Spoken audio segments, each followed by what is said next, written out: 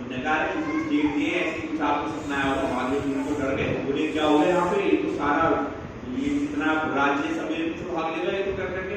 माधव ने कहा कुछ नहीं ऐसे तुम्हें भ्रम हुआ ही होगा। उन्होंने कहा मुझे भ्रम नहीं है, मैं तो सो गया था एक बार, फिर दूसरी बार आया, फिर खीर मिल गई वहां पे रखी हुई और आप देखो। उन्होंने कहा ठीक है मैं सोऊंगा, जाओ यहाँ से सुबह मिले। अब वो तो भूल दिया, बाद में थोड़ी का तो हार्ट अटैक आने वाला होगा। बोले तो जा कर दिया भगवान मेरे लिए, भगवान खीर चुरा ली, और अभी खीर चुराने छोड़ो, जब पूरे राज्य में करते हुए बात सबको फैला देगा तो मेरा क्या होगा। मेरे तो जाना भगवान को चक्कर लेने और मुझे वहां लेके जाना पड़ेगा। सुबह हो गए, जब होगी ठीक है, 2 बजे अपना सारा सामान पैक करा और रात को निकल गए वहां से। और रात को ये कहता कि कुछ सवारी टांगा मांगा को मिला होगा, चलना सुबह को वही हुआ। पुजारी था और उसने सारे पुजारी दिखे, मुझे सबको बताया, बोला भैया गोपीनाथ जी मेरे सपने में आ गए और खीर चुरा ली उन्होंने, खीर चुरा ली और सब उसकी बात पर विश्वास ना करें। उन्होंने दिखा कि लाभ में कौन है, जिसके लिए गोपीनाथ जी ने खीर चुराई। बुरा चलो एक के बाद एक 4 लोग पुजारी के पीछे हो गए, वहां उसकी तरफ चलने लगे। कहाँ की तरफ? धर्मशाला की तरफ। वहां पे जाके देखा, बोले निकलो, ना सामान ना आदमी, तो चले गए। बोले चले गए। अब सब देखे पुजारी बोले ऐसे ठीक है, पहले ये वैसी झूठ बोलता है तो कोई बात भी खुली नहीं है, कोई ठीक नहीं है, कोई कुछ नहीं है। अब पुजारी कह रहा गोपीनाथ जी मुझे कहाँ फंसवा रहे हो, वो तो रात मिला मुझे, मैंने उन्हें खीर दे दी और अब वो गायब हो गए यहाँ से। हमने कहा चल पुजारी है, हो सकता है कोई गलत है, तो चलो वापस चला जाए वापस। तो वापस आ गए, माधवपुरी चले गए, चंदन की लकड़ी के जगन्नाथ पुरी पहुंचे, जगन्नाथ भगवान के दर्शन करे। बोले भगवान ये चंदन की लकड़ी 100 किलो लकड़ी कहाँ से लेके जाऊंगा, चंदन महंगा है मेरे पास, पैसे नहीं, कैसे होगा कैसे नहीं होगा सोचते रहे। भगवान के दर्शन करके बाहर निकले, जैसे जा रहे थे सोचते सोचते मन में नीचे मुंह कर रखा था, तो एक व्यक्ति से टकरा गए। जैसे टकराए माधवपुरी थोड़े लड़खड़ा गए, तो व्यक्ति उठाया, बोला रे सन्यासी जी कहाँ आप, सॉरी मेरे लग गई। तो देखा वो एक बड़ा अच्छा व्यापारी व्यक्ति वहाँ था। तो उन्होंने कहा आपको चोट तो नहीं लगी? बोले नहीं। बोले आप सोच रहे थे दिया तो सेवा के लिए मैं यहाँ पे आया। बोले कहाँ से आए हो आप, कहाँ की लकड़ी रहे हो? उन्होंने कहा मैं वृंदावन से आया हूँ, अब मुझे लकड़ी चाहिए, मैं सोच रहा था कहाँ से लकड़ी मिलेगी। बोला अच्छा कैसी लकड़ी? बोले चंदन की। बोले मेरा तो चंदन की लकड़ी का ही काम है यहाँ पे, मैं तो यहाँ का सबसे बड़ा व्यापारी हूँ। बात बोल के अच्छा भगवान पहले ही सब फिटिंग कर रखी आपने यहाँ पे। तो बोला हाँ क्या चाहिए आपको? बोले 100 किलो लकड़ी चाहिए चंदन की, और भगवान ने मुझे ऐसे दर्शन वहाँ पर उनको देव लगाना है, भगवान की इच्छा है, बिल्कुल लेके जाओ, आप लेके जाओ, मैं वहाँ पर जाकर लेके दूंगा, रास्ते में कोई आपको रोकेगा नहीं, चंदन की लकड़ी भगवान को लगाओ और लेके जाओ। वो माधव पूरी खुश हो गए, बोले भगवान तो सब काम हो गया, मैं चिंता कर रहा था। 100 किलो लकड़ी उसने बांध दी, बोले ले जाओ, 2 आदमी भेजे साथ में, बोले इनकी लकड़ी पहुँचा के आओ उनके वहां तक, भगवान को लेने लगेगा लगाओ। वापिस चल दिए, चलते चलते चलते चलते स्थान पे आ गए, रात हो गई।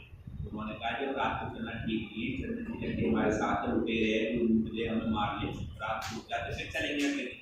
बोले ठीक है रुक जाते, रुक गए। पता चला वो वही जगह थी गोपीनाथ वाली। फिर उन्होंने कहा बोले जगह क्या अच्छी है? बोले ये वही है यहाँ गोपीनाथ जी का मंदिर। अब बात हो, बोले सही नहीं आ गया मंदिर, अब की लग रहा है। बोले चुपचाप रहे, चुपचाप रुक जाओ, सुबह होते ही निकल लेते हैं, सुबह बताना कौन है, कहाँ से आए, कैसे आए। ठीक है ये बताने के लिए वो सोच रहे, बताने को मना कर रहा है यहाँ पर बताने के लिए। रात को आदमी सो गए, रात को सो गए तो उनके सपने में कौन आता है? गोपाल। गोपाल की ले ली लकड़ी, तू परेशान कर रहा मुझे।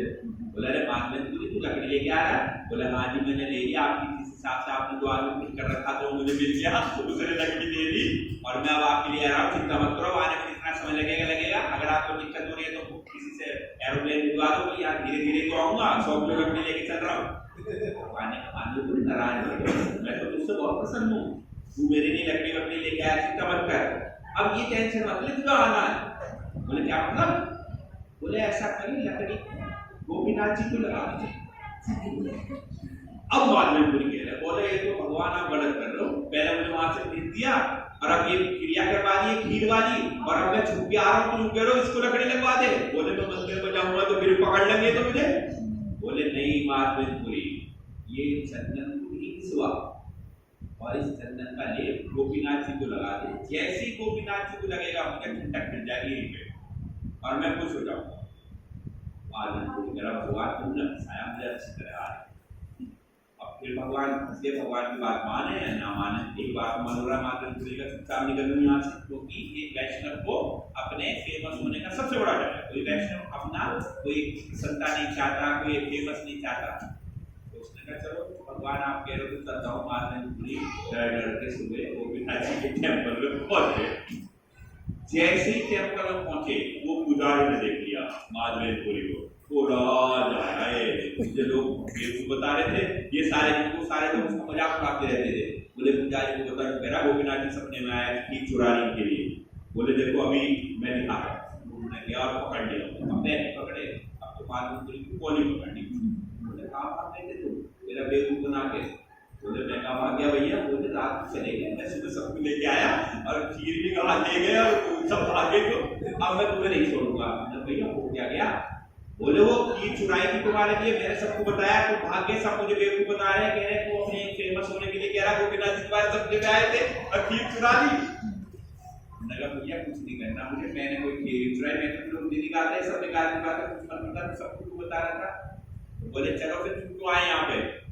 बोले अब ये चंदन लगाना है और भगवान ने कहा गोपीनाथ जी को चंदन का लेप लगना है। बोला कोई लेप नहीं लगता, खीर चुरा दी तो सारे अपनी मनमानी करोगे क्या? चंदन लगा लो लगा लो लगा लो।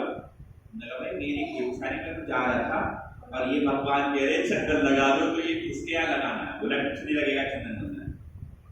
बाद में फिर अपने वहीं आके सो गए। रात को